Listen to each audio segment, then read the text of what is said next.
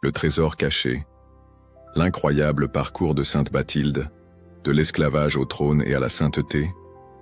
Le 7e siècle se levait sur l'Europe comme une aube incertaine, remplie de promesses et de dangers entrelacés. C'était une époque où le monde antique murmurait encore ses derniers soupirs tandis qu'un nouvel ordre naissait des cendres de l'Empire romain. Les frontières étaient de minces lignes dessinées par l'épée et la foi, où des royaumes émergeaient et disparaissaient avec la même facilité que les vagues de la mer du Nord embrassaient les côtes de la Bretagne avant de se retirer dans l'abîme salé. Sur les terres brumeuses de la Northumbrie, à l'extrême nord de l'île de Bretagne, la vie s'écoulait à son propre rythme, marquée par le labeur acharné de la terre, par les prières ferventes dans de petites églises de bois et de pierre, et par la menace constante d'invasions venues de la mer. Le christianisme y avait profondément ancré ses racines, mais coexistait encore avec des échos du paganisme ancestral, qui rôdaient dans les forêts sombres, et les anciens cercles de pierre oubliés sur les collines. C'était un monde où le destin d'une personne pouvait changer à la vitesse d'une tempête soudaine, où un enfant pouvait se réveiller dans son lit chaud, aux côtés de sa famille, et s'endormir enchaîné dans la cale fétide d'un navire corsaire, tanguant sur les eaux tumultueuses qui séparaient une vie d'une autre, où la liberté était un cadeau précieux qui pouvait être arraché en un instant de violence, et où l'espoir devait être plus résistant que le fer des chênes. Dans ce décor de contrastes extrêmes, de lumière et d'ombre, de foi et de désespoir, de brutalité et de sainteté, allait naître l'une des histoires les plus extraordinaires de la chrétienté médiévale.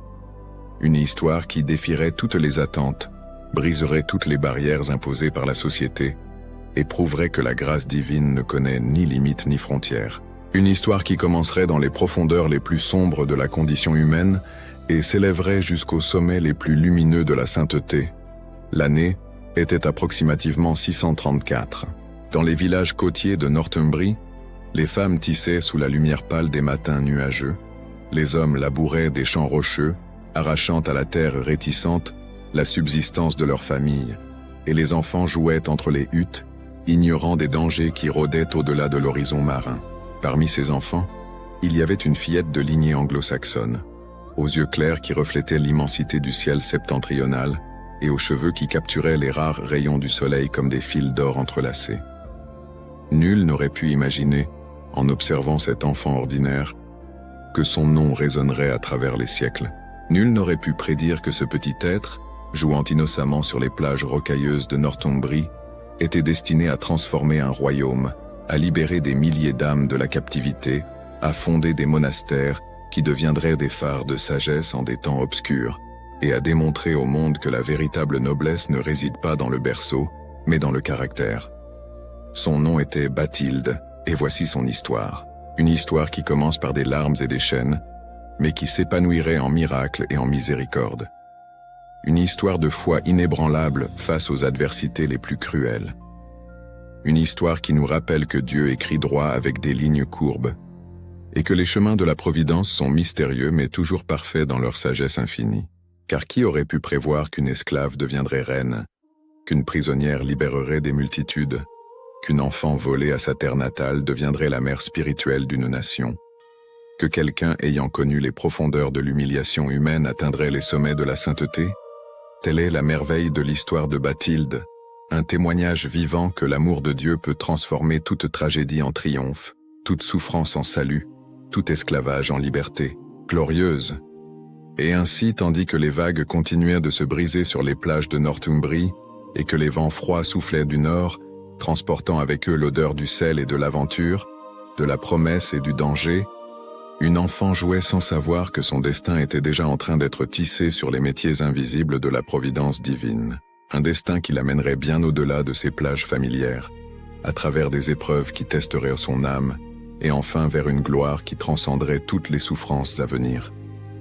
Le matin s'était levé avec une beauté trompeuse. Le soleil peignait des tons d'ambre et de rose sur les eaux tranquilles, et la brise murmurait des promesses d'une journée paisible. Bathilde, alors une fillette de quelques années seulement, courait pieds nus sur le sable humide, son rire cristallin se mêlant au chant lointain des mouettes. Il n'y avait aucun signe, aucun présage de l'horreur qui s'approchait rapidement sur les vagues. Sa mère l'avait appelée 2 fois, lui demandant de ne pas trop s'éloigner du village. Mais avec la curiosité propre à l'enfance, Bathilde s'était aventurée un peu plus loin, attirée par un coquillage particulièrement joli qui brillait parmi les rochers. Ce fut là, à cet instant d'innocente distraction, que le destin révéla son visage cruel. Les cris commencèrent comme un son lointain, presque irréel.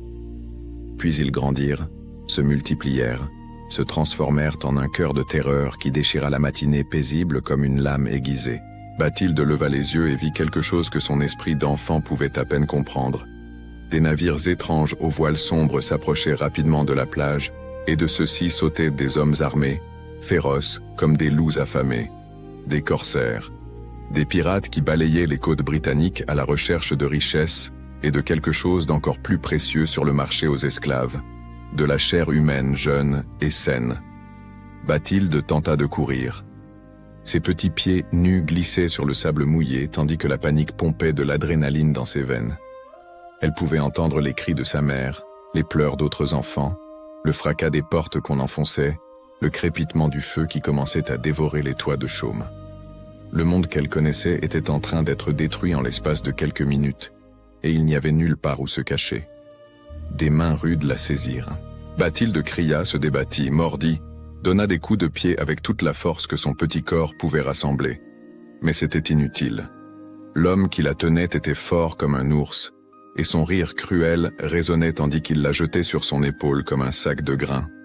À travers les larmes et la terreur, Bathilde vit son village pour la dernière fois, de la fumée montant vers le ciel, des gens courant éperdument, des maisons pillées. « Maman ?»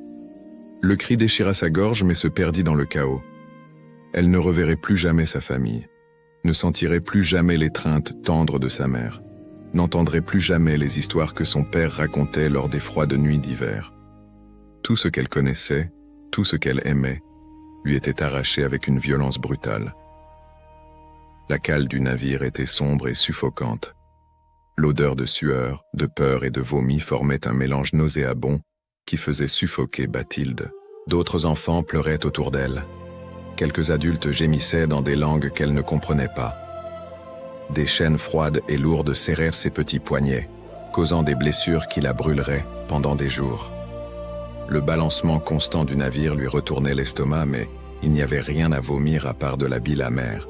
Les nuits étaient les pires. Dans l'obscurité totale de cette cale infernale, Bathilde se blottissait contre la coque en bois mouillé et pleurait jusqu'à ne plus avoir de larmes.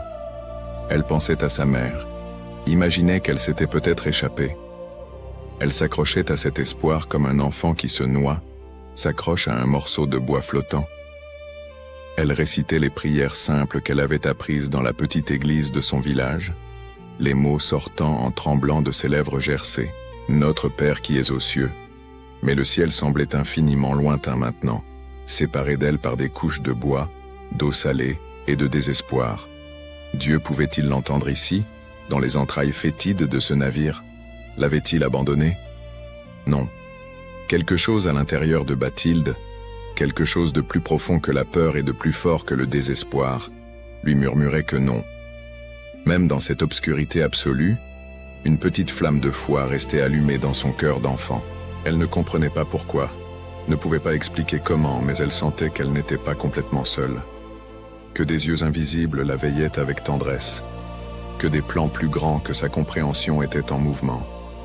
Les jours s'étiraient dans une monotonie de souffrance. Il recevait juste assez d'eau pour ne pas mourir de soif et des morceaux de pain dur qui écorchaient la gorge en descendant. Certains enfants tombaient malades, leur toux résonnant dans la cale comme des présages de mort.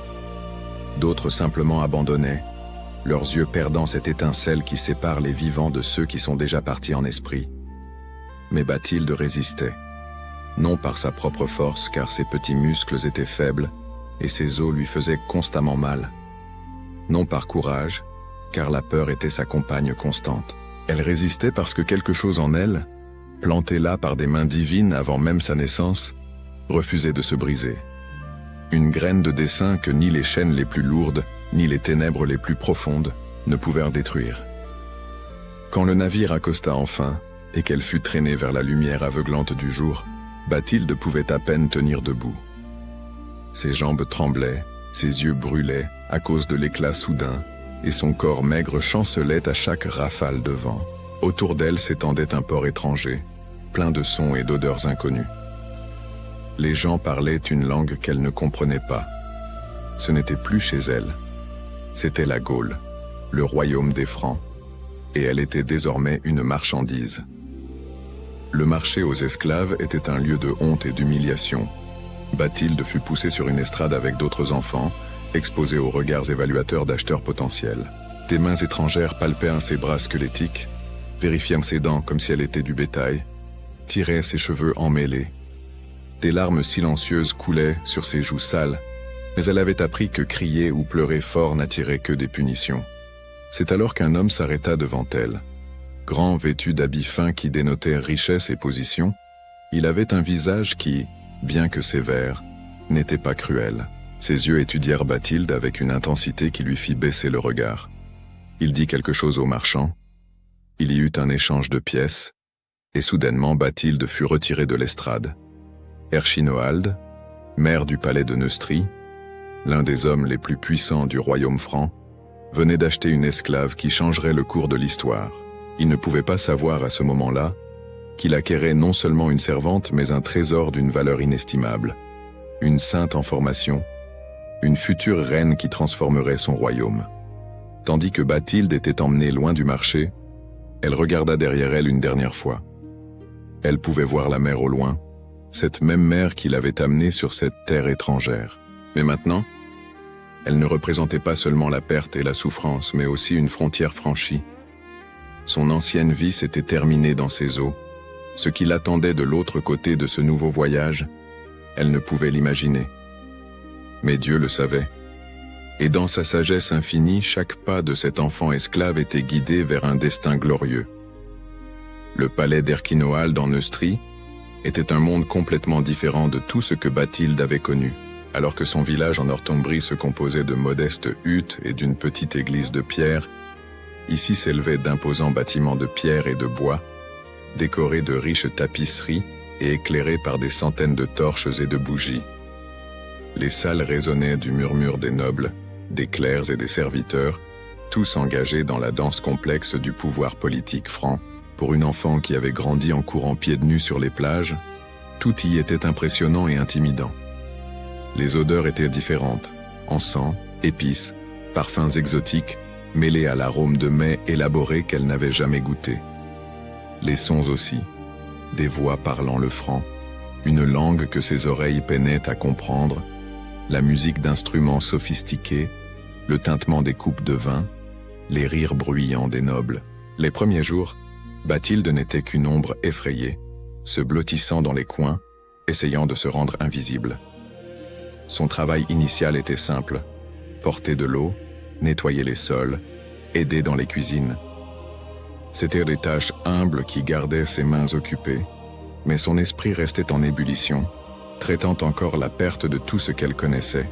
La nuit, enroulée dans une fine couverture dans la chambre des serviteurs, elle pleurait silencieusement, étouffant ses sanglots pour ne pas déranger les autres esclaves qui dormaient autour d'elle.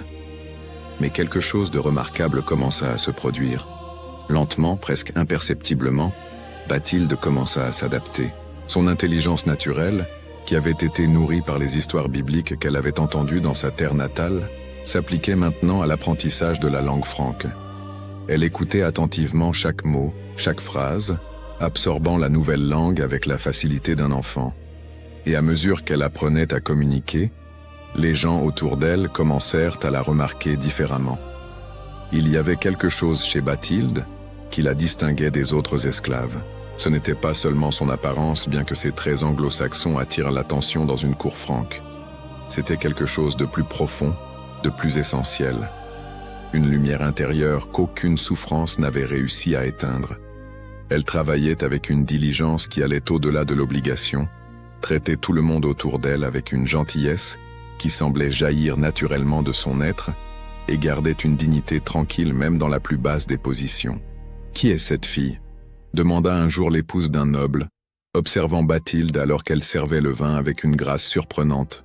« Une esclave bretonne que le Seigneur a achetée il y a quelques mois, » répondit un autre serviteur.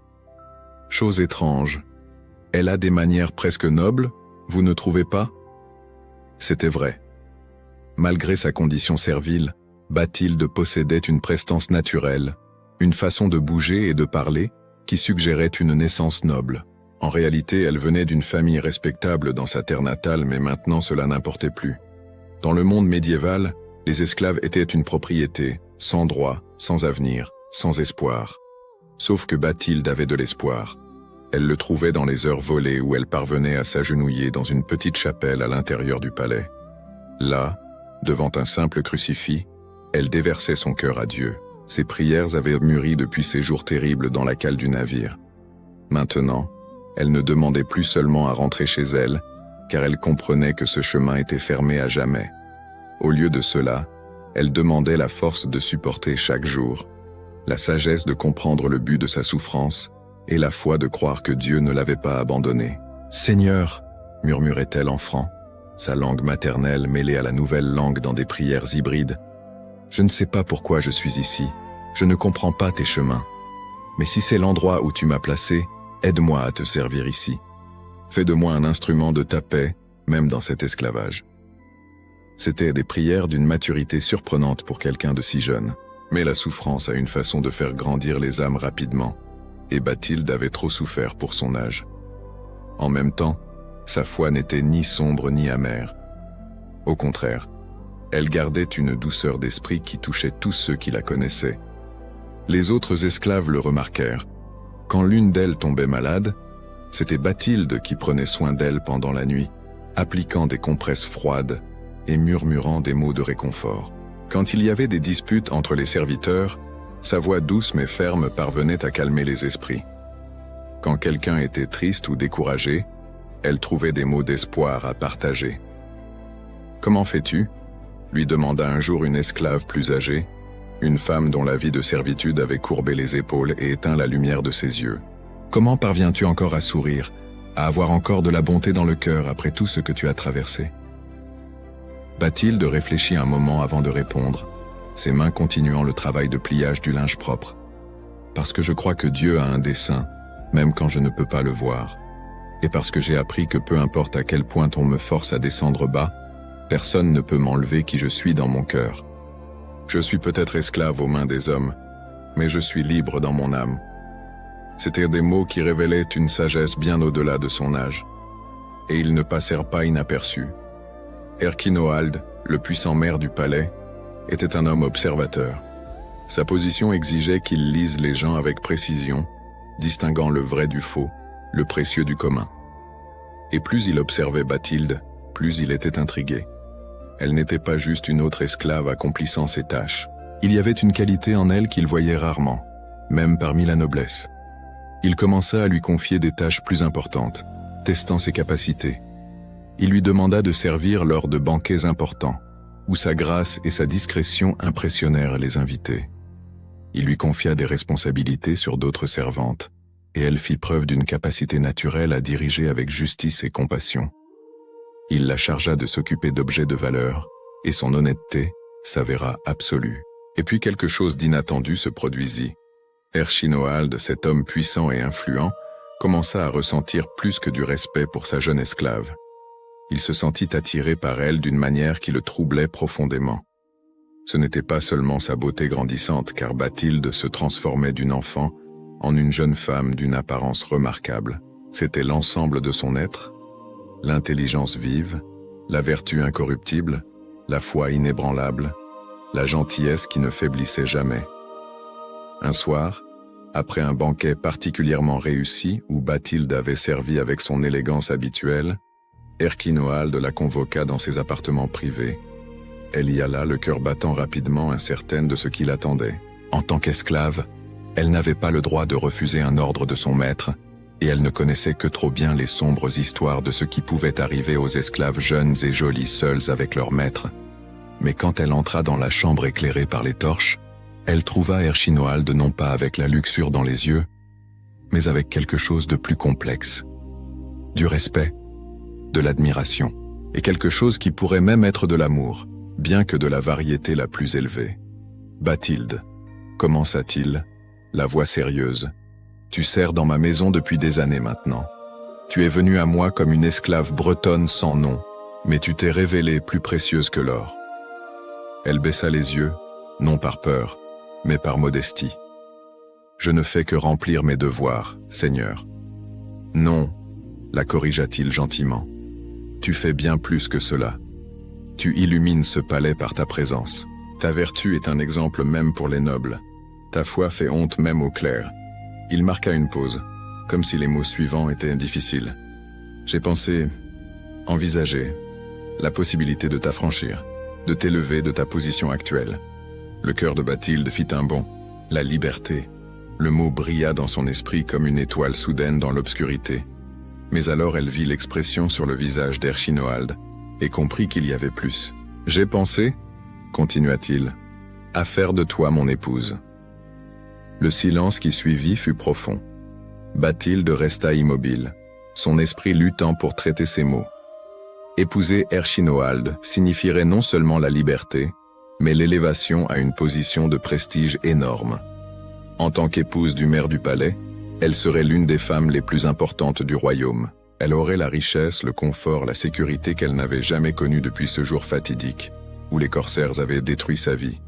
Et pourtant, « Seigneur, » dit-elle calmement, ses mots choisis avec soin, « je suis profondément honorée par votre considération.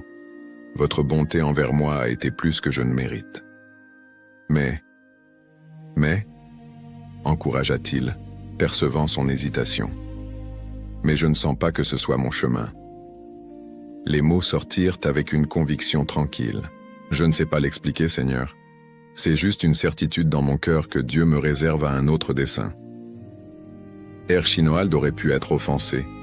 Il aurait pu forcer la chose, car il en avait le pouvoir. Mais au lieu de cela, il hocha simplement la tête lentement, reconnaissant en elle la même intuition divine que lui-même ressentait parfois. « Je comprends, » dit-il finalement. Ou plutôt, je ne comprends pas complètement, mais je respecte. Tu es libre de continuer, Bathilde. Continue à servir comme tu l'as fait, et que Dieu te révèle son dessein dans son propre temps.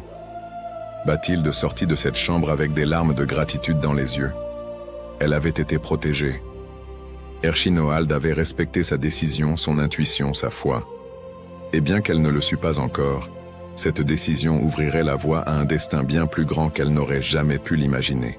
Car le roi Clovis II était sur le point d'entrer dans sa vie, et avec lui viendrait une transformation si radicale qu'elle ferait de son parcours d'esclave à servante principale du maire du palais le simple premier pas d'un escalier qui montait jusqu'au ciel.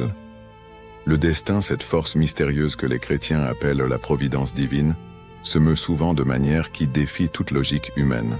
Et un jour qui commençait comme n'importe quel autre, le destin tourna ses yeux vers Bathilde et commença à tisser le prochain chapitre extraordinaire de son histoire. Le roi Clovis II de Neustrie était jeune, étant monté sur le trône encore, enfant et gouvernant maintenant, en tant qu'adulte dans un monde d'intrigues politiques constantes et de rivalités dynastiques. Les rois mérovingiens étaient connus tant pour leur longue lignée que pour leur vie souvent turbulente, remplie de trahisons familiales, de guerres sanglantes et de destins tragiques. Clovis II, avec ses cheveux blonds caractéristiques de sa lignée et son port royal, portait le poids de la couronne avec sérieux, mais n'avait pas encore trouvé d'épouse digne de partager son trône. Lorsqu'il visita le palais d'Erchinoald pour des affaires d'État, son attention fut capturée par une vision qui allait changer le cours de leurs deux vies. Bathilde, désormais une jeune femme dans la fleur de l'âge, servait le vin aux invités nobles avec cette grâce naturelle qui était devenue sa marque de fabrique. Mais il y avait quelque chose de plus en elle maintenant, quelque chose qui transcendait la simple beauté physique ou l'élégance des mouvements. Des années de service humble avaient affiné son caractère comme le feu purifie l'or. Des années de prières ferventes avaient créé une aura de sainteté autour d'elle que les personnes sensibles au spirituel pouvaient percevoir. Des années de confiance inébranlable en Dieu, même dans les circonstances les plus adverses, avaient donné à son visage une expression de paix sereine et à ses yeux une profondeur qui parlait de sagesse acquise par la souffrance. Clovis II la vit et fut transpercé. Plus tard, il décrirait ce moment à des conseillers proches comme un éveil, comme s'il avait dormi toute sa vie et que maintenant, enfin, il voyait vraiment. Il l'observa interagir avec d'autres serviteurs, notant sa bonté naturelle. Il la vit consoler discrètement un enfant serviteur qui avait fait tomber un plateau. Il remarqua comment même les nobles les plus fiers la traitaient avec un respect inhabituel pour quelqu'un de sa position. « Qui est-elle » demanda-t-il à Erchinoald après le banquet, incapable de chasser la vision de cette jeune femme de son esprit. Erchinoald, qui connaissait bien l'histoire de Bathilde, répondit avec soin. « Une esclave bretonne, Majesté, capturée par des corsaires il y a des années et amenée en Gaule. Elle sert dans ma maison depuis. »« Une esclave » murmura Clovis, mais il n'y avait aucun dédain dans sa voix, juste une profonde réflexion. « Racontez-moi en plus sur elle. » Et Erchinoald raconta. Il parla de son intelligence, de sa vertu inébranlable, de sa foi profonde. Il mentionna comment elle avait refusé sa propre proposition de mariage, non par orgueil, mais par une intuition que son chemin était ailleurs. Il décrivit comment elle avait transformé l'atmosphère de sa maison, apportant la paix là où il y avait la discorde, l'espoir là où il y avait le désespoir. Clovis écouta tout en silence, puis fit quelque chose qui choqua même son plus ancien conseiller. « Je souhaite la rencontrer, non pas en tant que roi, mais en tant qu'homme. Pouvez-vous arranger cela ?» Quand Bathilde fut informée que le roi demandait une audience privée avec elle, sa première pensée fut un mélange de confusion et d'appréhension. Elle savait ce que cela signifiait quand des hommes puissants souhaitaient rencontrer de jeunes esclaves. Mais il y avait quelque chose dans le regard d'Erchinoald qui la rassura. « Ne crains rien, dit-il gentiment. Clovis II est jeune, mais c'est un homme d'honneur. Je crois que ses intérêts pour toi sont différents. » La rencontre eut lieu dans un jardin privé du palais, sous le ciel de l'après-midi qui commençait à se teinter de nuances dorées. Bathilde entra le cœur battant rapidement, consciente d'être en présence du roi, mais aussi étrangement calme. Elle avait appris, à travers des années d'épreuves, que Dieu était toujours présent, dans chaque situation, peu importe à quel point elle semblait intimidante. Clovis II se tenait près d'une fontaine, observant l'eau danser. Quand elle s'approcha et fit la révérence appropriée, il se tourna et leurs regards se rencontrèrent. À cet instant, quelque chose d'extraordinaire se produisit, quelque chose que des témoins ultérieurs décriraient comme presque surnaturel. On dit que Clovis vit pendant un bref instant une lueur autour de Bathilde, une lumière qui ne venait pas du soleil couchant, mais de l'intérieur d'elle. On dit qu'il sut, avec une certitude qui transcendait la raison, que cette femme n'était pas ordinaire, qu'elle avait été préservée à travers des épreuves terribles pour un dessein divin, que son esclavage n'était pas la fin de son histoire, mais seulement le moyen par lequel Dieu l'avait amené jusqu'à ce moment, ce lieu, cette personne. « Bathilde » commença-t-il, sa voix étonnamment douce pour quelqu'un habitué à commander. « J'ai entendu votre histoire. J'aimerais l'entendre de votre propre bouche, si ce n'est pas trop présomptueux. » Et là, sous le ciel grandissant d'étoiles, Bathilde raconta. Elle parla de sa terre natale lointaine, des plages où elle avait l'habitude de jouer, du jour terrible où tout avait changé. Elle décrivit l'obscurité de la cale du navire, la peur qui l'avait presque consumée, mais aussi la petite lumière de foi qui refusait de s'éteindre. Elle raconta son arrivée en Gaule, sa vente au marché aux esclaves, l'humiliation et la douleur de ses premiers jours. Mais elle parla aussi de la façon dont elle avait trouvé Dieu plus profondément dans son esclavage qu'elle ne l'avait jamais connu dans sa liberté. De la façon dont chaque épreuve était devenue une opportunité de grandir en vertu. De la façon dont elle avait appris que la vraie liberté ne vient pas des chaînes extérieures, mais des choix intérieurs de rester fidèle au bien, peu importe les circonstances. Clovis l'écouta avec une attention croissante, et quand elle eut terminé, des larmes non feintes brillaient dans ses yeux royaux. « Vous avez souffert plus en vos quelques années que beaucoup ne souffrent en des vies entières, » dit-il calmement. « Et pourtant, je ne vois pas d'amertume en vous, seulement de la bonté. Je ne vois pas de haine, seulement de la foi. Comment est-ce possible ?» Bathilde réfléchit un moment avant de répondre. « Parce que j'ai appris, Majesté, que nous pouvons choisir ce que nous faisons de notre souffrance. Nous pouvons la laisser nous détruire, nous transformant en personnes amères et cruelles. ou nous pouvons l'offrir à Dieu, lui permettant de la transformer en quelque chose de beau. J'ai choisi le second chemin, non par ma propre force mais par la grâce qu'il me donne chaque jour. » Ces mots scellèrent leur destin à tous les deux. Clovis II reconnut à ce moment-là qu'il avait trouvé non seulement une belle femme, mais une âme extraordinaire. Quelqu'un qui pourrait être non seulement son épouse, mais sa partenaire pour gouverner, sa conseillère en question de conscience, son guide en affaires spirituelles. Dans les semaines qui suivirent, Clovis II visita le palais d'Erchinoald à plusieurs reprises, trouvant toujours des moyens de parler avec Bathilde. Chaque conversation approfondissait son respect et son admiration pour elle. Il la consulta sur des questions de justice, impressionné par sa sagesse à distinguer la loi de la miséricorde.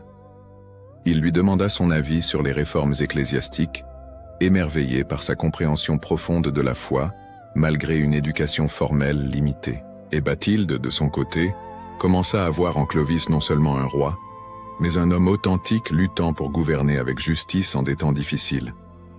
Elle vit sa piété sincère, son désir d'être un bon dirigeant, ses luttes avec les tentations du pouvoir. Elle commença à réaliser que peut-être, juste peut-être, cette intuition qui l'avait empêché d'accepter Erchinoald était correcte, que son destin était en effet lié à quelque chose de plus grand. Finalement, par une nuit de printemps en 649, Clovis II fit sa demande formelle. Pas lors d'une audience publique, pas entouré de nobles et de conseillers, mais seul avec Bathilde dans le même jardin où il s'était entretenu pour la première fois. « Bathilde », dit-il s'agenouillant devant elle dans un geste qui laissa la jeune femme sans voix, car les rois ne s'agenouillaient pas devant les esclaves. « Vous êtes venue de si loin, vous avez survécu à tant de choses, et vous êtes devenue la femme la plus extraordinaire que j'ai jamais rencontrée. Je ne vous demande pas seulement d'être mon épouse, je vous demande d'être ma reine, ma partenaire, ma conseillère. Ensemble, nous pouvons faire de ce royaume quelque chose de meilleur. Nous pouvons apporter la justice aux opprimés, la miséricorde à ceux qui souffrent, l'espoir aux désespérés. Mais je ne peux le faire qu'avec vous à mes côtés. » Des larmes coulaient librement sur le visage de Bathilde maintenant. Des larmes de joie, de soulagement, de gratitude écrasante pour l'incroyable bonté de Dieu. De l'esclavage au trône, des chaînes à la couronne, de la captivité à la royauté. C'était impossible, absurde, incompréhensible aux yeux des humains, mais aux yeux de Dieu, cela avait été le plan depuis le début. « Oui », murmura-t-elle à travers les larmes. « Oui, mon roi. Oui, mon Clovis. Je ferai tout ce qui est en mon pouvoir pour être la reine dont vous et ce royaume avez besoin. » Le mariage fut célébré avec toute la pompe qui convenait à une union royale, mais pour ceux qui connaissèrent l'histoire de Bathilde, ce fut bien plus que cela. C'était un témoignage vivant du pouvoir rédempteur de Dieu. C'était une déclaration qu'il n'y a pas de position si basse d'où il ne puisse élever quelqu'un. C'était un miracle aux yeux de tous ceux qui en furent témoins. Et lorsque la couronne fut placée sur la tête de Bathilde, la transformant officiellement d'esclave en reine des Francs, elle n'oublia pas un seul instant d'où elle venait. Sous cette couronne d'or battait toujours le cœur d'une fille qui avait connu les chaînes. Et c'est précisément à cause de cela qu'elle deviendrait l'une des reines les plus extraordinaires que l'Europe médiévale ait jamais connue, car celle qui avait subi l'injustice consacrerait sa vie à apporter la justice. Celle qui avait connu l'esclavage lutterait pour libérer les autres. Celle qui avait été élevée de la position la plus basse utiliserait sa position la plus haute pour servir les plus humbles. Le véritable voyage de Bathilde ne faisait que commencer, et le monde ne serait plus jamais le même. Les salles du palais royal appartenaient désormais à Bathilde, mais elle ne se comporta jamais comme si elles étaient siennes. Dès le premier jour en tant que reine, elle fit clairement savoir qu'elle voyait sa couronne non comme un symbole de privilège, mais comme un appel au service. Les autres reines mérovingiennes avaient utilisé leur position pour accumuler des richesses, garantir des avantages à leur famille et profiter des plaisirs de la cour. Bathilde avait d'autres plans. Sa première grande initiative choqua même les conseillers les plus progressistes de Clovis. Lors d'un conseil royal, quelques mois seulement après son mariage, elle se leva pour parler. Il était inhabituel qu'une reine participe activement aux délibérations politiques, mais Clovis avait insisté pour qu'elle ait voix au chapitre, et personne n'osait contredire le roi. « Majesté », Noble Seigneur, commença-t-elle, sa voix claire mais chargée d'une émotion contenue, je propose qu'un décret royal soit promulgué abolissant la traite des esclaves chrétiens dans tout le royaume. Le silence qui suivit fut absolu. Puis, le chaos éclata. Des voix s'élevèrent pour protester. L'esclavage était la base de l'économie. Comment les grands propriétaires terriens travailleraient-ils leurs terres? Comment les marchands gagneraient-ils leurs richesses? C'était impensable, impossible, absurde. Bathilde resta debout, attendant que le tumulte s'apaise. Quand il y eut enfin suffisamment de silence pour être entendu à nouveau, elle continua, et il y avait maintenant de l'acier dans sa voix. « J'ai été une esclave », dit-elle simplement, et les mots tombèrent comme des pierres dans une eau dormante. « Je sais ce que signifie être la propriété d'un autre être humain. Je connais le goût du désespoir, la douleur des chaînes, l'humiliation d'être vendu comme du bétail sur le marché. Et je vous le dis maintenant, aucun chrétien ne devrait soumettre un autre chrétien à un tel destin. C'est une offense à Dieu, qui a fait tous les hommes à son image. » Un noble âgé, propriétaire de vastes domaines travaillés par des centaines d'esclaves, se leva, indigné. « Avec tout le respect que je vous dois, Majesté, vous ne comprenez pas les réalités économiques du royaume. Sans esclaves, notre prospérité s'effondrera. » Bathilde lui fit face directement, ses yeux brillants d'une conviction féroce. « Et avec des esclaves, notre âme, en tant que nation chrétienne, est ruinée. Quelle prospérité a de la valeur si elle est construite sur la souffrance des innocents? Quelle richesse importe si elle est achetée avec les larmes des mères séparées de leurs enfants, des enfants arrachés à leur foyer, des hommes et des femmes réduits à moins que des animaux? » Elle marqua une pause, laissant ces mots résonner dans la grande salle. Puis elle continua, plus doucement mais non moins fermement. « Je ne dis pas que tout esclavage doit cesser immédiatement. Je comprends qu'un tel changement prendrait du temps. Mais je propose que nous commencions par interdire la traite de nouveaux esclaves chrétiens, que nous arrêtions de capturer et de vendre notre propre foi, que nous fassions le premier pas vers un royaume plus juste. » Clovis II, qui était resté silencieux pendant toute la discussion, parla enfin. La reine a ma totale approbation. Le décret sera promulgué. Et il en fut ainsi, contre toute opposition, contre les protestations des riches et des puissants, contre la sagesse économique de l'époque, Bathilde obtint sa première grande victoire. La traite des esclaves chrétiens fut officiellement interdite dans le royaume franc. C'était une mesure révolutionnaire, en avance de plusieurs siècles sur son temps, inspirée directement par les propres expériences de souffrance de Bathilde. Mais elle ne s'arrêta pas là. Avec une partie de la richesse royale qui était désormais à sa disposition, elle commença à acheter des esclaves sur les marchés et à les libérer. Des centaines, puis des milliers de personnes trouvèrent la liberté grâce à l'intervention personnelle de la reine.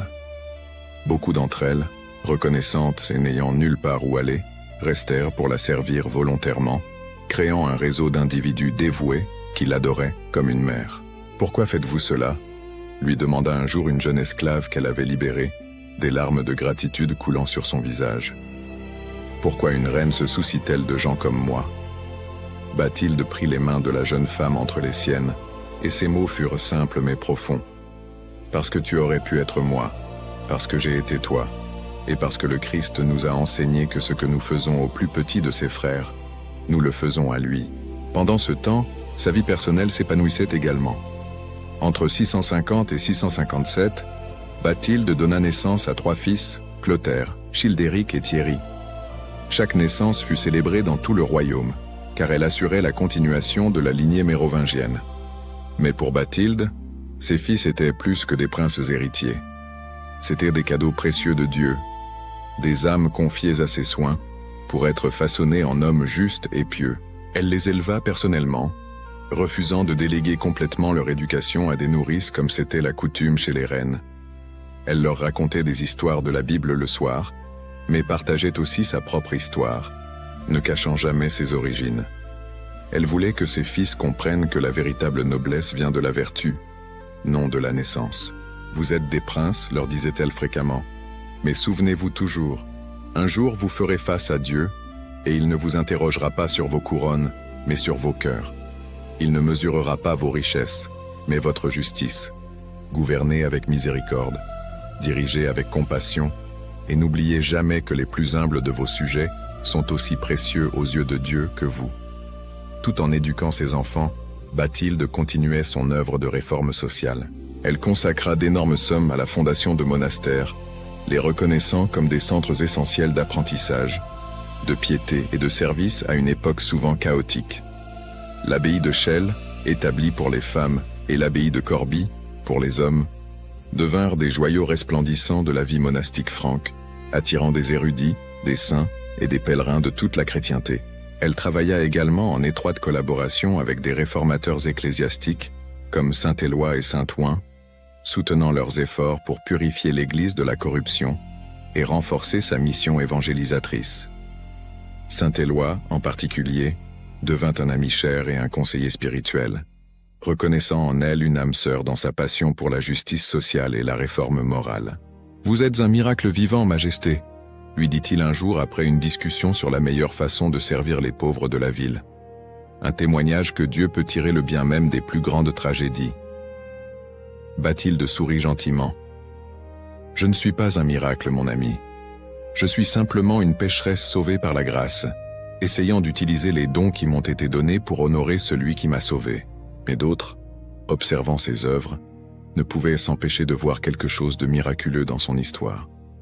Une reine qui avait été esclave utilisait son pouvoir non pour la vengeance ou l'enrichissement personnel, mais pour libérer d'autres esclaves. Une femme qui avait connu la profondeur de la souffrance se consacrait à soulager la souffrance des autres. Une personne qui aurait pu devenir amère face à l'injustice était devenue à la place un canal de la miséricorde divine. Mais la Providence, dans sa sagesse mystérieuse, était sur le point de tester à nouveau Bathilde. L'année 657 apporta une tragédie qui secourait les fondements de sa vie, la mort de Clovis II. Le roi tomba subitement malade, une fièvre que les médecins ne parvenaient pas à guérir. Bathilde resta à ses côtés jour et nuit, priant, soignant, refusant d'abandonner l'espoir, même lorsque tous les autres l'avaient déjà perdu. Mais au matin d'un jour sombre, Clovis ouvrit les yeux une dernière fois, regarda son épouse bien-aimée et murmura ces derniers mots. « Tu as été la plus grande bénédiction de ma vie. Prends soin de nos enfants, gouverne avec la sagesse que Dieu t'a donnée. Je serai ton ange gardien depuis le ciel. » Et puis il s'en alla, laissant Bathilde veuve à 23 ans, avec 3 jeunes enfants et tout un royaume dépendant d'elle. Le deuil de Bathilde était profond, mais non désespéré. Elle avait vraiment aimé Clovis, non seulement comme roi, mais comme homme, comme partenaire, comme père de ses enfants.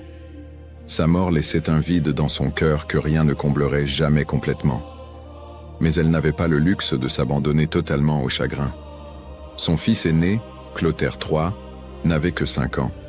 Le royaume avait besoin d'une direction stable. Et Bathilde, celle qui avait survécu à tant de tempêtes, devrait en affronter une de plus. Gouverner seule, en tant que régente, ce fut son plus grand défi jusqu'alors. Et comme toujours, elle l'affronterait non pas avec sa propre force, mais avec la grâce de Dieu qui ne l'avait jamais abandonnée, même aux heures les plus sombres. La salle du conseil était tendue en ce matin froid d'automne. Les nobles francs, guerriers endurcis et politiciens rusés, regardaient avec un scepticisme à peine dissimulé la jeune veuve assise sur le trône qui était désormais le sien par droit de régence. Une femme gouvernant au nom d'un enfant, et pas n'importe quelle femme, mais une qui avait commencé sa vie comme esclave. Les murmures de doute emplissaient les couloirs du palais comme un brouillard rampant. Bathilde connaissait bien ces murmures.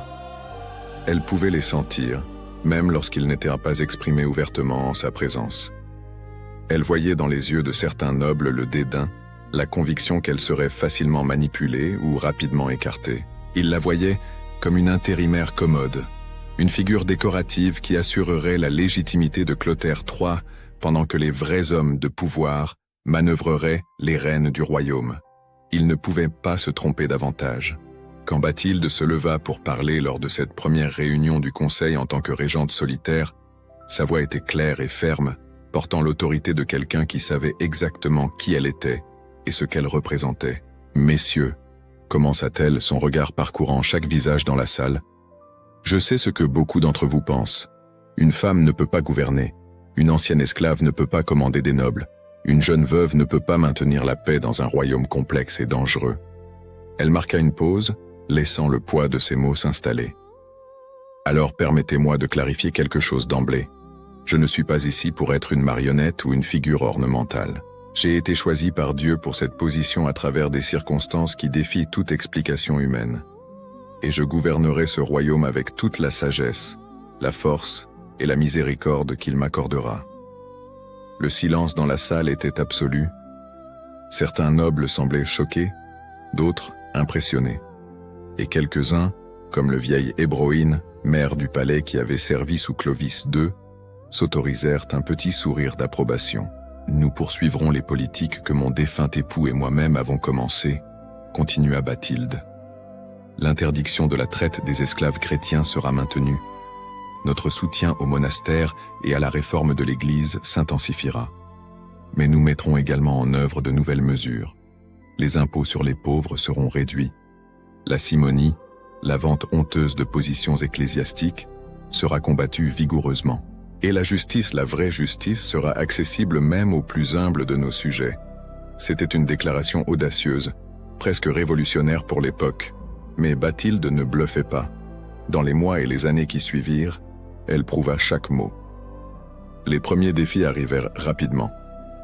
Des nobles rivaux testèrent son autorité, espérant trouver de la faiblesse. Une faction tenta d'inciter à la rébellion dans une province lointaine. Une autre conspira pour prendre le contrôle du jeune roi, l'éloignant de sa mère. Mais Bathilde, qui avait survécu à l'esclavage et navigué dans les eaux traîtresses de la politique de cour, ne serait pas facilement vaincue. Elle géra chaque défi avec une combinaison de fermeté et de sagesse qui laissa même ses adversaires impressionnés. Quand des nobles rebelles devaient être confrontés, elle le faisait personnellement, n'envoyant pas de messagers mais se présentant devant eux avec toute l'autorité royale. Quand des conspirations devaient être démantelées, elle n'utilisait pas la violence brutale mais l'intelligence stratégique, découvrant les vérités et exposant les mensonges avec une précision chirurgicale. Mais ce qui distinguait vraiment le gouvernement de Bathilde, ce n'était pas son habileté politique, bien que celle-ci fût considérable. C'était sa miséricorde radicale. Là où d'autres régents auraient exécuté des traîtres, elle cherchait la réconciliation. Là où d'autres auraient confisqué des propriétés en guise de punition, elle offrait des chances de rédemption. Là où d'autres gouvernaient par la peur, elle gouvernait par l'exemple. Une histoire particulièrement touchante illustre cela parfaitement. Un noble nommé Sigobert avait été pris dans une conspiration évidente pour usurper l'autorité royale dans sa région. Selon la loi franque traditionnelle, sa punition aurait dû être sévère, probablement la mort ou, au mieux, l'exil permanent et la perte totale de ses terres. Bathilde le convoqua à la cour. Sigobert vint en s'attendant au pire, le visage pâle et les mains tremblant légèrement alors qu'il s'agenouillait devant le trône de la régente. La salle était pleine de spectateurs, tous curieux de voir comment la reine gérerait un défi aussi flagrant à son autorité. « Sigobert, dit Bathilde, sa voix calme mais claire, vous m'avez trahi. Vous avez trahi votre roi. Vous avez trahi votre royaume. Pourquoi ?» Le noble resta silencieux un long moment, puis à la surprise de tous, il parla avec une honnêteté inattendue. « Parce que je pensais qu'une femme ne pouvait pas gouverner. Parce que je croyais que le royaume avait besoin d'une direction masculine forte. Parce que j'ai été un sot orgueilleux. » Bathilde hocha lentement la tête. « Au moins, vous êtes honnête maintenant. Cela compte pour quelque chose. » Elle se pencha en avant, ses yeux fixés dans les siens. « Mais laissez-moi vous raconter une histoire, Sigobert. Quand j'étais enfant, j'ai été capturé, réduite en esclavage, vendue comme une propriété. Des hommes forts ont décidé de mon destin sans me donner la parole. Et savez-vous ce que j'ai appris? Que la force n'a rien à voir avec le genre ou la naissance. La vraie force vient du fait de rester ferme dans ses principes, même quand le monde entier vous dit de plier. La vraie force, c'est de choisir la miséricorde quand la vengeance serait plus facile. » Elle marqua une pause, laissant ses mots pénétrer. « Je pourrais vous exécuter. La loi m'en donnerait le droit. Je pourrais vous exiler, ruinant votre famille. Mais je ne ferai ni l'un ni l'autre. À la place, je vais vous donner un choix. Vous pouvez partir maintenant, quittant ce royaume pour toujours avec votre vie et une petite portion de vos terres. Ou vous pouvez rester, jurer une loyauté véritable, et travailler pour prouver que vous pouvez servir avec honneur. » La salle éclata en murmures surpris. C'était impensable. Montrer une telle miséricorde à un traître. Mais Bathilde leva la main, faisant taire les protestations. Sigobert, des larmes coulant maintenant sur son visage endurci par la guerre, parla d'une voix étranglée. « Majesté, votre miséricorde me fait plus honte que n'importe quelle punition n'aurait pu le faire. Je reste, et je jure devant Dieu Tout-Puissant que je vous servirai, vous et le roi votre fils, avec chaque fibre de mon être pour le reste de mes jours. » Et il tint parole. Sigobert devint l'un des défenseurs les plus loyaux de Bathilde, et des années plus tard, il raconterait l'histoire de sa conversion comme un témoignage du caractère extraordinaire de la reine régente. Tel était le modèle de gouvernement de Bathilde. Elle combinait justice et miséricorde, fermeté et compassion, sagesse politique et sainteté personnelle. Sous sa direction, le royaume franc connut une période de stabilité remarquable à une époque généralement chaotique. Mais sa plus grande passion restait les vulnérables et les marginalisés. Elle établit des hôpitaux pour les malades, des refuges pour les pauvres, des orphelinats pour les enfants abandonnés. Ces réformes fiscales réduisirent réellement le fardeau sur les plus pauvres, redistribuant une partie de la charge sur les nobles riches qui pouvaient mieux payer. Cela ne la rendit pas populaire parmi l'aristocratie, mais lui valut l'amour ardent du peuple. La reine sainte commencèrent-ils à l'appeler, la mère du royaume. Des histoires se répandaient sur sa bonté, sa générosité, ses pouvoirs presque miraculeux de discernement et de guérison.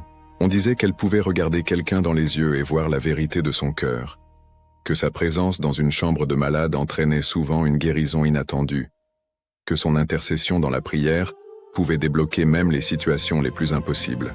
Étaient-ce des légendes? Des exagérations? Ou y avait-il vraiment quelque chose de surnaturel chez la femme qui était montée de l'esclavage à la royauté? La vérité, comme souvent, se situait quelque part entre le naturel et le miraculeux. Bathilde était profondément humaine, sujette à la fatigue, au doute et à la tristesse comme n'importe qui.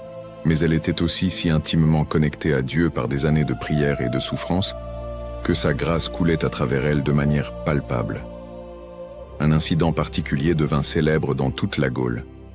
Une mère apporta sa fille malade au palais, désespérée parce que tous les médecins avaient abandonné l'enfant. La fièvre brûlait depuis des semaines, et la fillette était si faible qu'elle pouvait à peine ouvrir les yeux. Les gardes du palais tentèrent de repousser la femme, mais Bathilde entendit l'agitation et vint personnellement voir ce qui se passait. Quand elle vit l'enfant mourante, le cœur de Bathilde se serra. Elle prit la fillette des bras de sa mère, la porta dans sa propre chambre et passa la nuit entière en prière et en soins. Elle appliqua des compresses froides, offrit de petites gorgées d'eau avec des herbes curatives, mais par-dessus tout, elle pria avec une ferveur qui surprenait même les religieuses qui l'assistaient. Au matin, lorsque le premier rayon de soleil toucha la fenêtre, la fièvre de l'enfant était tombée. Elle ouvrit les yeux, demanda de la nourriture, et en quelques jours, elle était complètement rétablie. Était-ce un miracle? Les médecins ne pouvaient l'expliquer. La mère le croyait certainement, et l'histoire se répandit comme une traînée de poudre. Mais Bathilde n'acceptait aucun crédit. « Ce n'était pas moi », insistait-elle toujours. C'était Dieu œuvrant à travers quelqu'un d'indigne. Toute la gloire lui revient, pas à moi. Cette humilité authentique, maintenue même à l'apogée de son pouvoir en tant que régente, était peut-être son trait le plus extraordinaire. Elle n'oublia jamais d'où elle venait. L'esclave vivait toujours dans sa mémoire, informant chaque décision, colorant chaque politique, guidant chaque acte de miséricorde. Les années de régence passèrent. Clotaire III grandissait sous la direction attentive de sa mère, devenant un jeune homme prometteur qui avait absorbé beaucoup de ses vertus. Ses frères prospéraient également. Le royaume était stable, prospère, et plus juste qu'il ne l'avait été depuis des décennies. Mais pour Bathilde, le succès mondain commençait à sembler de moins en moins important. Ses prières changeaient. Son cœur aspirait non pas à plus de pouvoir ou d'influence, mais à quelque chose de complètement différent. Après des années à servir Dieu à travers le gouvernement, elle commençait à ressentir un appel à le servir d'une manière plus directe, plus intime, plus radicale. Le monastère qu'elle avait fondé à Chelles l'appelait. Les murs silencieux, où les religieuses dédiaient leur vie entièrement à la prière et à la contemplation, résonnaient dans son âme. Elle avait construit cet endroit comme un don à Dieu et un refuge pour les femmes cherchant la sainteté. Maintenant, ironiquement, elle découvrait que c'était elle-même qui désirait le plus ce refuge. En 665, lorsque Clotaire III atteignit l'âge de 13 ans et fut prêt à commencer à gouverner avec des conseillers mais sans nécessité de régence formelle, Bathilde prit une décision qui choqua tous ceux qui la connaissaient. Elle abdiquerait, elle quitterait le pouvoir. Elle se retirerait à Chelles, non pas en tant que mécène ou visiteuse, mais en tant qu'humble religieuse. « Avez-vous perdu l'esprit ?» lui dirent ses conseillers, incrédules. « Vous êtes la reine-mère. Vous avez de l'influence, du pouvoir, de la richesse. Pourquoi jetteriez-vous tout cela ?» Mais Bathilde avait déjà fait son choix. Et comme tous ses choix, il était éclairé non par la sagesse mondaine, mais par l'obéissance à une voix plus profonde qui appelait son cœur. « Parce que, répondit-elle simplement, j'ai découvert que la vraie richesse ne se mesure pas en or, mais en proximité avec Dieu. Et il est temps de chercher ce trésor avec un abandon total. » Le dernier chapitre de la vie extraordinaire de Bathilde était sur le point de commencer, et il serait, à bien des égards, le plus beau de tous. Le carrosse royal qui ramena Bathilde à Chelles pour la dernière fois en tant que reine-mère était orné, confortable, équipé de tous les luxes dus à quelqu'un de sa position. Mais tandis qu'elle regardait par la fenêtre le paysage familier de la Gaule défiler, Bathilde pensait non pas au confort, mais à la liberté. Une liberté d'un type différent de celle qu'elle avait connue même dans son enfance avant l'esclavage. Car elle était sur le point de se libérer des chaînes les plus subtiles de toutes, les chaînes du pouvoir, du statut, de la responsabilité mondaine. Elle échangeait une couronne d'or contre un voile de lin, une chambre royale contre une cellule monastique, l'admiration de milliers contre l'attention d'un seul. Quand les portes de l'abbaye de Chelles s'ouvrirent pour l'accueillir, l'abbesse et toutes les religieuses étaient alignées pour la réception. Elle la connaissait, bien sûr. Bathilde était venue de nombreuses fois, avait apporté de généreux cadeaux, avait supervisé les améliorations du monastère. Mais maintenant, elle venait non pas en tant que patronne, mais en tant que sœur. « Bienvenue, Majesté », commença l'abbesse avec une profonde révérence. Bathilde leva la main gentiment. « Non, plus de majesté. Ici, je suis juste Bathilde, une servante comme toutes les autres. En fait, et ses yeux brillèrent d'une émotion sincère, je suis la plus petite parmi vous, car je viens tard à la vie religieuse que vous avez embrassée tôt. » C'était un moment chargé de sens. Il y avait là une femme qui avait gouverné un royaume, qui avait eu le pouvoir de vie et de mort sur des milliers, qui était vénérée comme une sainte vivante par beaucoup. Et elle se dépouillait volontairement de tout cela, choisissant l'obscurité plutôt que la renommée, le service humble plutôt que le commandement royal. La cérémonie de profession religieuse de Bathilde fut simple, mais profondément émouvante. Elle échangea ses robes royales contre un habit simple. Elle coupa ses cheveux, qui avaient été coiffés et ornés pendant des années par des servantes royales, les laissant tomber au sol comme un symbole de vanité rejetée.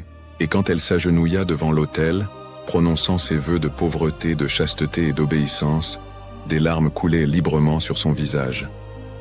Mais ce n'étaient pas des larmes de tristesse, c'étaient des larmes de joie pure, de soulagement, d'un sentiment d'arriver enfin à la maison après un long voyage. « Seigneur », pria-t-elle à voix haute, sa voix résonnant dans la chapelle silencieuse, « tu m'as sorti de l'esclavage et tu m'as faite reine. Mais je réalise maintenant que j'ai toujours désiré quelque chose de plus profond. Je ne veux plus gouverner les gens, mais être gouverné par toi. Je ne veux plus de pouvoir, mais la soumission. Prends tout ce que je suis, tout ce que j'ai, et utilise-le comme tu le désires. » Les premiers jours au monastère furent un ajustement. Bathilde insista pour être traitée exactement comme n'importe quelle autre religieuse novice. Cela signifiait se réveiller avant l'aube pour les matines, la première prière de la journée. Cela signifiait travailler dans les cuisines, nettoyer la vaisselle et préparer les repas. Cela signifiait des heures de silence méditatif, d'études des Écritures, de prières constantes. Les autres religieuses furent initialement mal à l'aise. Comment pouvaient-elles ordonner à l'ancienne reine de frotter les sols ou de porter du bois? Mais Bathilde non seulement acceptait ces tâches, elle les recherchait activement. On la trouvait souvent en train d'accomplir les travaux les plus humbles, nettoyer les latrines, laver le linge sale, s'occuper des religieuses malades pendant la nuit. « S'il vous plaît, ma fille », lui dit un jour l'abbesse, trouvant Bathilde à genoux en train de frotter le sol de la cuisine. « Vous n'avez pas besoin de faire cela. Il y a d'autres sœurs désignées pour de telles tâches. » Bathilde leva les yeux avec un sourire qui semblait illuminer la pièce. « Mais je veux le faire. Ne voyez-vous pas? Pendant des années, j'ai été servie. Maintenant, enfin, je peux servir. Quand j'étais reine, je devais maintenir une certaine dignité, certaines apparences. Mais ici, je suis libre d'être vraiment comme le Christ qui a lavé les pieds de ses disciples. C'est ma joie, pas mon fardeau. » Et c'était vrai. Les témoins de ces années à Chelles rapportaient unanimement que Bathilde rayonnait de bonheur comme jamais auparavant. Le poids de la responsabilité royale avait été lourd, même lorsqu'il était porté avec grâce. Maintenant, dépouillée de tout cela, son âme s'épanouissait comme une fleur qui reçoit enfin le plein soleil. Mais cela ne signifiait pas que son influence était terminée. Au contraire, d'une certaine manière, elle devint encore plus grande. Des pèlerins commencèrent à venir à Chelles spécifiquement pour voir la reine devenue religieuse.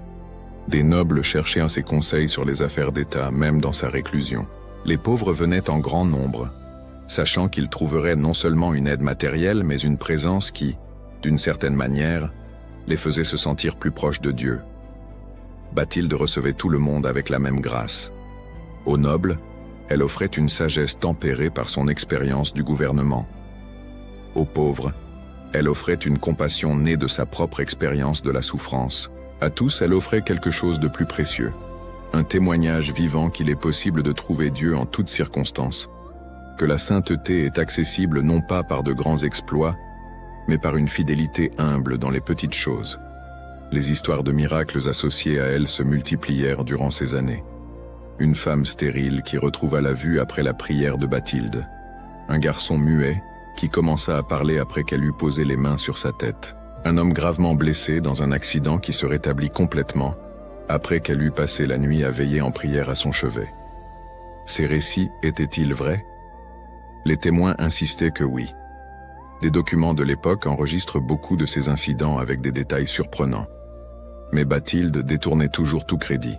« Je ne suis rien », disait-elle toujours. « Juste un canal. L'eau qui coule à travers un canal ne vient pas du canal, mais de la source. Dieu est la source. Je suis juste le canal brisé et imparfait à travers lequel il choisit, dans sa miséricorde, de laisser couler sa grâce. » Cette humilité n'était pas une fausse modestie. C'était une conviction authentique née d'années d'expérience. Bathilde connaissait intimement ses propres faiblesses, ses propres luttes.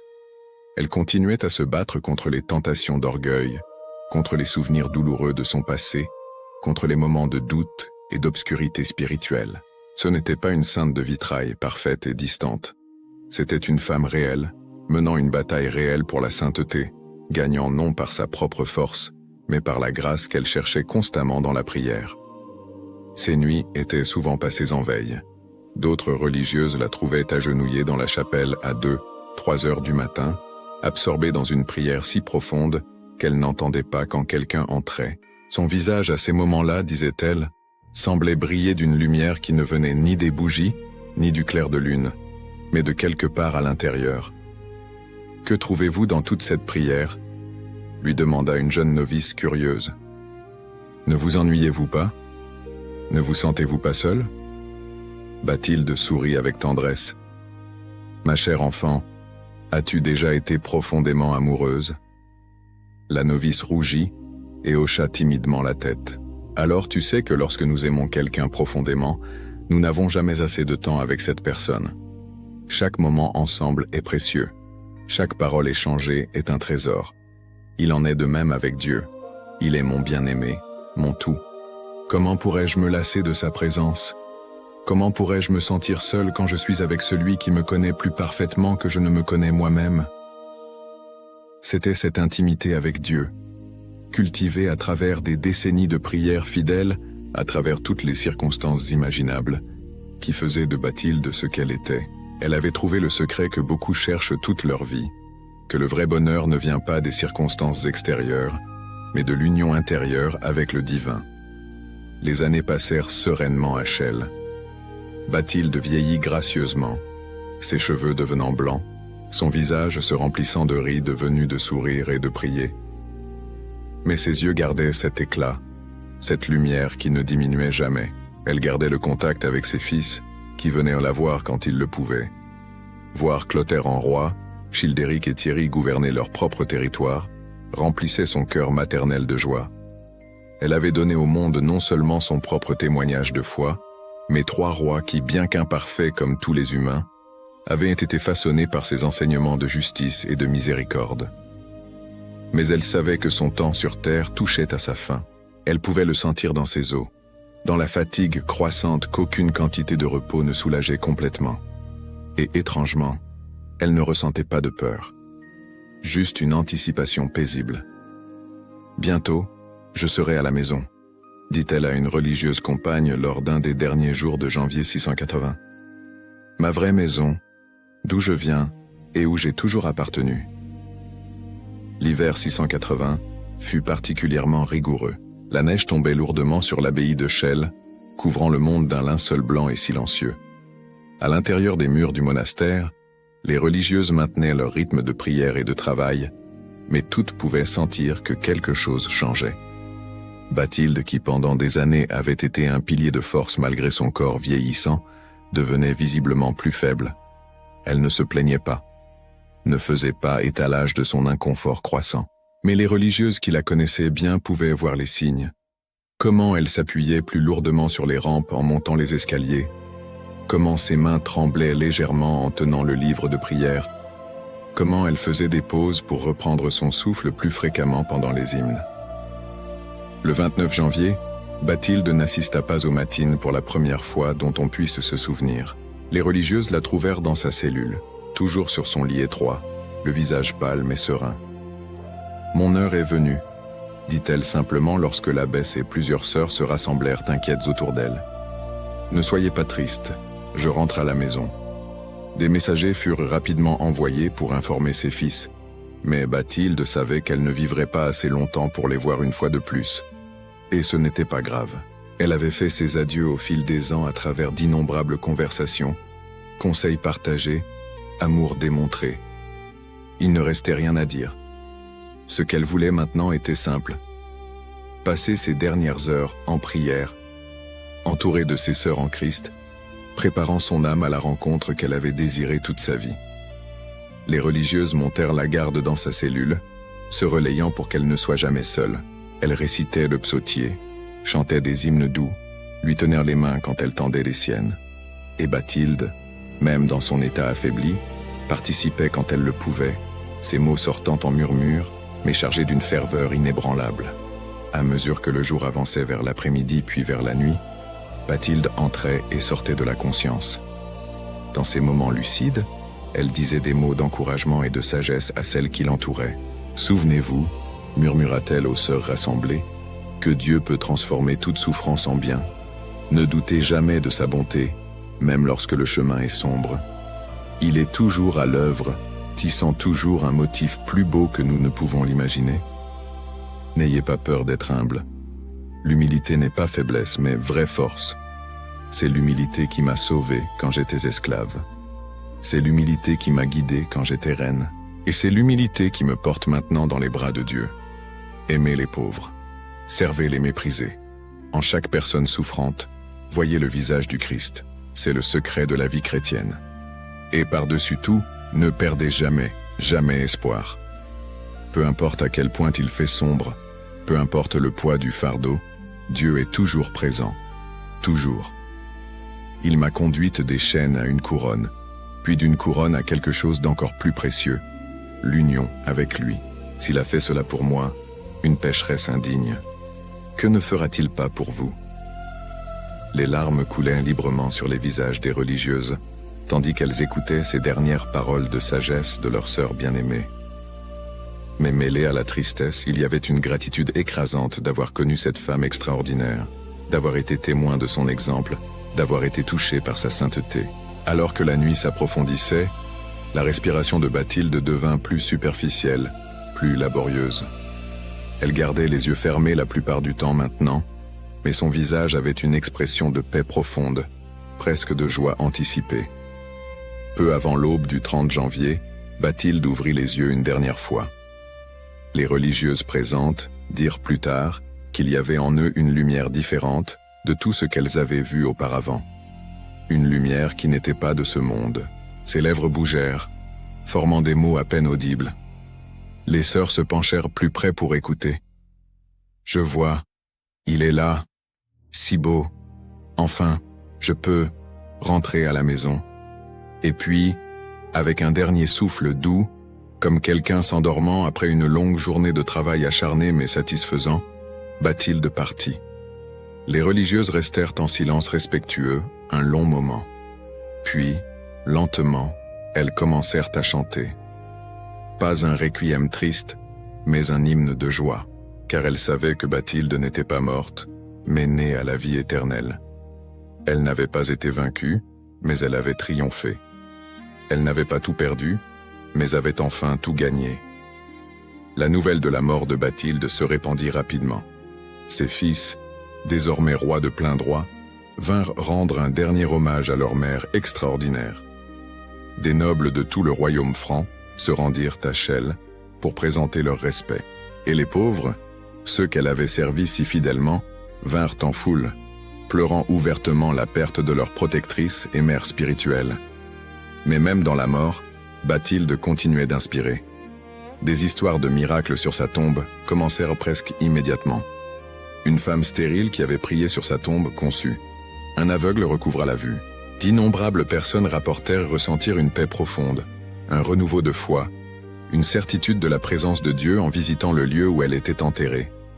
Le processus de canonisation, bien que formel seulement au IXe siècle sous le pape Nicolas Ier, n'était en réalité qu'une reconnaissance officielle de ce que tout le monde savait déjà, que Bathilde était une sainte. Sa fête fut établie au 30 janvier, le jour de son départ de la terre et de son arrivée au ciel. Plus de 1300 ans se sont écoulés depuis que Bathilde a respiré son dernier souffle, en ce matin froid d'hiver à Chelles. Des empires sont nés et sont tombés. Les royaumes mérovingiens ont laissé la place aux Carolingiens, puis aux Capétiens, et enfin à la France moderne. Le monde a changé de manière qu'elle n'aurait jamais pu imaginer. Et pourtant, son histoire persiste. Son exemple continue d'inspirer. Son témoignage parle encore puissamment à travers les siècles. Pourquoi ? Qu'est-ce qui rend l'histoire de Sainte Bathilde si intemporelle, si pertinente, si nécessaire même à notre époque moderne ? Peut-être est-ce parce que son histoire nous rappelle que nos circonstances ne déterminent pas notre destin ? Bathilde a commencé à la position la plus basse imaginable dans sa société. Esclave, propriété, sans droit, sans espoir aux yeux du monde.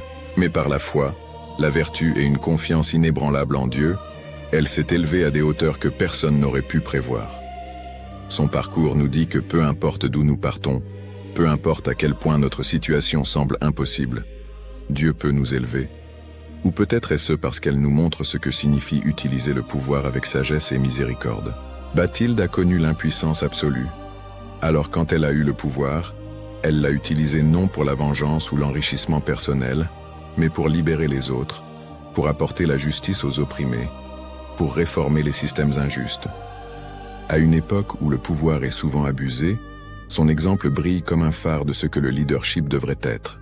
Ou peut-être est-ce son humilité radicale qui nous attire. Dans un monde obsédé par le statut, la célébrité et l'autopromotion, Bathilde a volontairement abandonné position et prestige pour chercher une union plus profonde avec Dieu.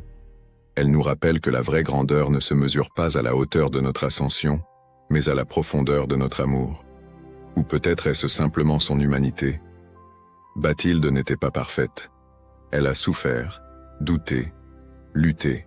Mais elle a continué à choisir la foi plutôt que le désespoir, l'espoir plutôt que l'amertume, l'amour plutôt que la haine. Sa sainteté n'était pas celle de quelqu'un né immaculé, mais conquise à travers 1000 petits choix quotidiens de se tourner vers Dieu, même lorsque tout en elle voulait abandonner. L'abbaye de Chelles qu'elle a fondée n'existe plus dans sa forme originale, victime des turbulences de l'histoire française. Mais d'autres institutions qu'elle a aidé à créer perdurent, transformées mais gardant encore quelque chose de la vision qu'elle a plantée il y a des siècles. Plus important encore, son héritage vit en chaque personne qui lit son histoire et y trouve l'encouragement pour affronter ses propres épreuves. En chacun qui subit l'injustice mais choisit de répondre avec miséricorde, plutôt que vengeance.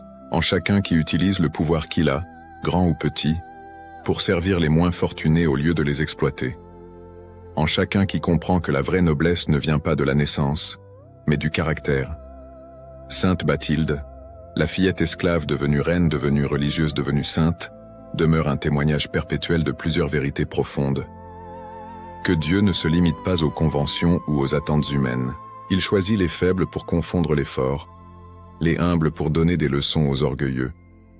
Que la souffrance, bien que jamais désirée, peut être transformée en croissance spirituelle lorsqu'elle est offerte à Dieu. Que le vrai pouvoir n'est pas de dominer les autres, mais de les servir avec un amour sacrificiel. Que la position extérieure importe infiniment moins que la condition intérieure, et que la sainteté, ce mot qui semble si intimidant, si inaccessible, n'est pas réservé à quelques privilégiés génétiquement ou surnaturellement doués. C'est un appel universel, accessible non par un effort héroïque, mais par une fidélité humble, une confiance persistante et une ouverture constante à la grâce transformatrice de Dieu. Bathilde a prouvé que l'on peut passer des chaînes à la couronne à la cellule monastique et que chaque étape, chaque expérience, chaque épreuve peut être transformée en un échelon vers Dieu. Elle a démontré qu'il n'y a aucune position dans la vie, ni la plus basse ni la plus haute, qui ne puisse devenir sainte lorsqu'elle est vécue avec foi, amour et abandon à Dieu. Et ainsi son histoire continue de résonner à travers les âges.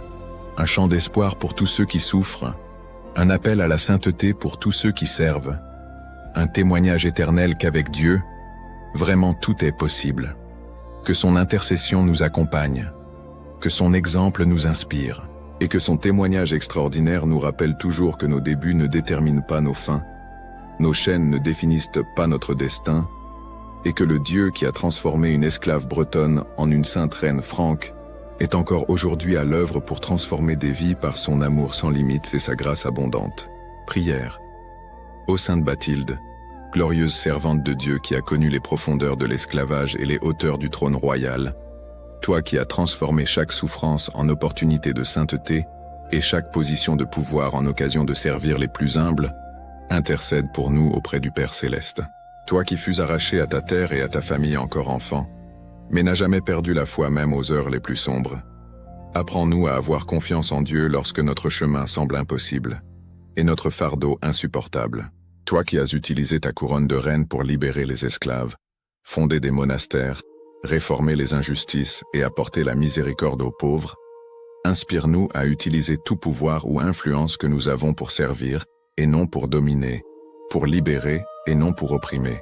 Toi qui as volontairement quitté le palais pour le cloître, échangeant la gloire terrestre contre l'intimité avec le Christ, aide-nous à comprendre que la vraie richesse réside dans la proximité avec Dieu et non dans les possessions matérielles. Sainte Bathilde, mère des affligés, protectrice des asservis, modèle d'humilité et de charité, présente nos supplications au Seigneur, qu'il nous accorde la force dans les épreuves, la sagesse dans les décisions, la compassion pour ceux qui souffrent, et par-dessus tout, une foi inébranlable en son amour qui transforme tout esclavage en liberté glorieuse. Obtiens-nous la grâce de, comme toi, transformer nos souffrances en sainteté, nos talents en service, et notre vie entière en offrande agréable à Dieu. Par le Christ, notre Seigneur. Amen. Ma prière. Père bien-aimé, le cœur humble et reconnaissant, nous nous plaçons en ta présence pour te remercier pour l'appel à être des semeurs de ta parole à travers les vies de tes saints. Nous te remercions pour cette chaîne, que tu as permis de devenir un pont de foi, connectant les cœurs à ta miséricorde infinie dans un monde qui cherche tant un refuge. Que chaque biographie sacrée que nous partageons soit un baume pour les âmes fatiguées et un miroir des vertus qui nous rapprochent de toi. Que le témoignage de tes serviteurs et servantes inspire chaque auditeur à rechercher une vie de plus grande sainteté, de courage et d'amour du prochain. Nous reconnaissons que nous ne faisons rien par nous-mêmes. Tu es la source de toute inspiration et la force derrière chaque mot. Nous te remercions de nous utiliser comme tes simples instruments pour narrer les merveilles que tu as opérées dans la vie de ceux qui t'ont aimé par-dessus tout. Que cette œuvre continue de renforcer la communion entre nous, transformant cet espace numérique en une véritable famille spirituelle, unie par le même amour pour le Christ et par le désir de suivre ses pas. Nous te consacrons, Seigneur, nos voix, nos esprits et nos cœurs. Que tout ce que nous ferons ici serve à ta plus grande honneur et gloire, et au salut des âmes. Que ta bénédiction descende sur tous ceux qui suivent et soutiennent ce travail, aujourd'hui et toujours. Au nom de Jésus-Christ, ton Fils et notre Seigneur. Amen. L'extraordinaire parcours de Sainte Bathilde nous laisse une question qui résonne à travers les siècles. Que faisons-nous lorsque la vie nous arrache tout? Lorsque les chaînes de l'injustice serrent nos poignets et que l'obscurité semble absolue? Cette fillette anglo-saxonne, capturée par de cruels corsaires et vendue comme marchandise sur le marché aux esclaves, aurait pu devenir amère, désespérée, détruite par la tragédie qui a transformé son enfance en cauchemar. Mais elle a choisi un autre chemin. Bathilde nous enseigne que nos circonstances, aussi dévastatrices soient-elles, n'ont pas le dernier mot sur qui nous devenons. Elle prouve que Dieu peut écrire des histoires glorieuses avec les encres les plus sombres de la souffrance humaine. De la cale fétide de ce navire négrier au trône des Francs, de l'humiliation du marché aux esclaves à la vénération en tant que sainte de l'Église, sa vie est un témoignage vivant que la providence divine transforme les tragédies en triomphe lorsqu'elle trouve des cœurs disposés à faire confiance. Ce qui rend son histoire encore plus remarquable, c'est qu'elle n'a pas oublié ses origines lorsqu'elle a atteint le pouvoir. Combien, en s'élevant dans la vie, tentent d'effacer d'où ils viennent? Combien, en gagnant de l'influence, l'utilisent uniquement pour leurs propres bénéfices? Bathilde a fait exactement le contraire. Chaque cicatrice de l'esclavage est devenue une motivation pour libérer les autres. Chaque larme versée en captivité s'est transformée en compassion pour les captifs. Chaque moment d'impuissance qu'elle a connu a nourri sa détermination à utiliser son pouvoir royal pour les impuissants. Son abolition de la traite des esclaves chrétiens dans le royaume franc fut révolutionnaire, des siècles en avance sur son temps. Sa fondation d'hôpitaux, d'orphelinats et de monastères a créé des réseaux de miséricorde qui ont survécu pendant des générations. Sa réduction des impôts sur les pauvres et sa lutte implacable contre la simonie ont démontré que la politique peut être sanctifiée lorsqu'elle est pratiquée avec une conscience chrétienne. Elle a gouverné non pas comme les rois de ce monde gouvernent, mais comme le Christ l'a enseigné, en lavant les pieds des autres, en servant au lieu d'être servi. Et puis vint sa renonciation la plus radicale. À l'apogée de son pouvoir en tant que reine-mère et régente, alors qu'elle aurait pu conserver son influence pendant des décennies, Bathilde fit quelque chose d'impensable. Elle renonça volontairement à tout. Elle troqua le palais contre le monastère, la couronne contre le voile, le trône contre la cellule monastique. Pourquoi? Parce qu'elle avait découvert que la vraie liberté n'est pas de gouverner les autres, mais d'être totalement gouverné par Dieu. Que la vraie richesse ne se mesure pas en or, mais en intimité avec le divin. Que le pouvoir suprême est le pouvoir d'aimer sans limite, dans les couloirs de Chelles, accomplissant les tâches les plus humbles. Laver la vaisselle, frotter les sols, soigner les malades. Bathilde trouva la joie la plus profonde qu'elle ait jamais connue. L'ex-reine à genoux avec une serpillière était plus libre, plus accomplie, plus véritablement noble qu'elle ne l'avait jamais été sur le trône. Car elle avait découvert le secret que les saints de tous les âges connaissent, qu'on se perd pour se trouver, on meurt pour vivre, on sert pour régner. Sa vie entière fut une escalade paradoxale. Descendre pour monter, se vider pour être rempli, tout perdre pour tout gagner. Et quand elle quitta enfin cette vie en ce matin froid d'hiver de 680, entourée de ses sœurs en Christ, elle ne laissait pas quelque chose de précieux derrière elle. Elle arrivait enfin à la maison. L'héritage de Sainte Bathilde nous confronte à des questions urgentes à notre propre époque. Nous vivons à une ère où l'esclavage continue d'exister sous de nouvelles formes. Traite des êtres humains, travail forcé, exploitation économique brutale, où le pouvoir est couramment abusé au lieu d'être utilisé pour servir, où l'humilité est confondue avec la faiblesse et l'ambition égoïste est célébrée comme une vertu, où la souffrance mène souvent à l'amertume au lieu de la sainteté. Bathilde nous appelle à un standard plus élevé. Elle nous met au défi de transformer nos propres blessures en source de guérison pour les autres. D'utiliser toute influence que nous avons, grande ou petite, pour libérer et non emprisonner, élever et non opprimer. De valoriser la proximité avec Dieu par-dessus toutes les réalisations terrestres. De choisir jour après jour la foi plutôt que le désespoir, l'espoir plutôt que le cynisme, l'amour plutôt que la haine. Son message est simple mais profond. Peu importe d'où vous venez, Dieu peut vous emmener dans des endroits au-delà de vos rêves les plus fous. Peu importe ce que vous avez souffert, cette douleur peut être transformée en dessein. Peu importe à quel point vous êtes tombé bas, la grâce de Dieu peut vous relever. Et peu importe à quel point vous montez haut, souvenez-vous toujours de tendre la main pour tirer les autres vers le haut avec vous. Sainte Bathilde a vécu une vie qui défie toute catégorisation. Esclave et reine, puissante et humble, mère de roi et religieuse servile, réformatrice politique et mystique contemplative.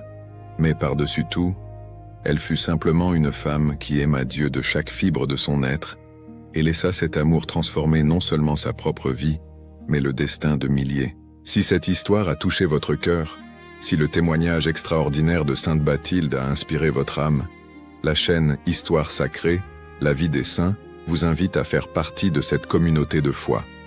Abonnez-vous pour découvrir plus d'histoires d'hommes et de femmes ordinaires que Dieu a transformés en témoins extraordinaires de sa grâce. Laissez un like si ce parcours de l'esclavage à la sainteté vous a ému. Partagez avec quelqu'un qui a besoin d'entendre que Dieu peut transformer n'importe quelle situation, aussi impossible qu'elle paraisse. Et avant de partir, réfléchissez à cette question et partagez votre réponse dans les commentaires. Si Dieu pouvait transformer votre plus grande douleur ou votre plus grand échec en votre plus grande contribution au monde, quelle serait-elle? Comment l'esclavage de Bathilde est-il devenu sa mission de libérer les autres? Quelle blessure dans votre propre vie pourrait devenir une source de guérison pour quelqu'un? N'oubliez pas de regarder l'une des vidéos spécialement sélectionnées pour vous, qui apparaît ici au-dessus. Chaque histoire de saint est une fenêtre sur l'infinie créativité de Dieu pour transformer les vies. Que l'intercession de Sainte Bathilde vous accompagne et que son exemple extraordinaire vous inspire à croire qu'avec Dieu, vraiment toutes les choses sont possibles et qu'aucune chaîne, physique, émotionnelle ou spirituelle, ne peut retenir une âme qui lui fait entièrement confiance.